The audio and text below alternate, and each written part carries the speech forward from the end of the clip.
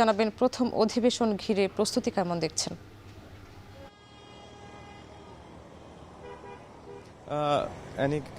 ইতিমধ্যেই কিন্তু হচ্ছে তারেক রহমান এখানে এসে কিন্তু পৌঁছেছেন এবং তার পাশাপাশি এই যে সচিবালয়ের আজকে যে বৈঠক সেই বৈঠকটি 11টা নাগাদ শুরু হবার কথা রয়েছে। সেখানে যারা সরকারি দলের সংসদ সদস্য রয়েছেন তারা উপস্থিত থাকবেন এবং তাদের মধ্য থেকে আগামীকালকে কিন্তু নির্বাচন রয়েছে।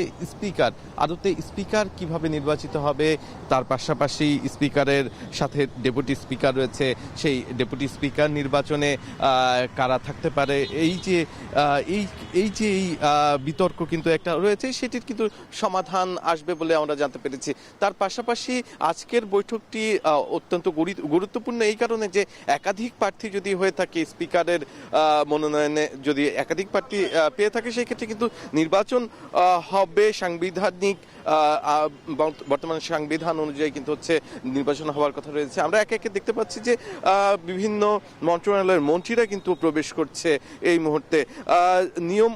নিয়ম অনুযায়ী কিন্তু বাংলাদেশ জাতীয় সংসদের যে স্পিকার থাকে তিনিই কিন্তু মূলত নির্বাচনের পর 1 মাসের মধ্যে 30 দিনের মধ্যেই জাতীয় সংসদের যে অধিবেশন সেটি কিন্তু হচ্ছে আহ্বান জানান এবং তার সভাপতিত্ব করেন। যেহেতু বর্তমানে বাংলাদেশের যে পরিস্থিতি রাজনৈতিক প্রেক্ষাপটে বর্তমানে স্পিকার নেই, সেই ক্ষেত্রে কিন্তু বলাই চলে যে এই যে একটি সংকট তৈরি হয়েছে, সেখানে কিন্তু যেটি কিনা সংবিধান অনুযায়ী রাষ্ট্রপতির মাধ্যমে একজন স্পিকার এবং অথবা সংসদ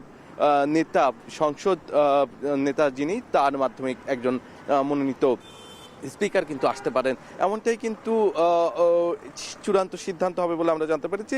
এছাড়াও আজকের যে সভাকক্ষ রয়েছে সংসদ সচিবালয়ে, সেখানে আমরা জানতে পেরেছি শিক্ষা বিষয়ে এবং পাট ও বস্ত্র মন্ত্রণালয়ের যিনি কিনা মন্ত্রী এবং সচিব, তাদের মধ্যে একটি বৈঠক রয়েছে। এছাড়াও সবশেষাংশে মানে দুপুর 2টা নাগাদ একটি সাক্ষাতের আমরা দেখেছি প্রধানমন্ত্রীর সাথে শিডিউল রয়েছে, যেখানে কিনা এবি পার্টির যিনি কিনা প্রধান চেয়ারম্যান, তার সাথে কিন্তু একটি সাক্ষাৎ অনুষ্ঠিত হবে। এ ছিল আমার কাছে সংসদ ভবন এলাকা থেকে সর্বশেষ। সংসদ ভবনের সামনে থেকে যুক্ত হয়েছিলেন শাহাদাত অভ্র।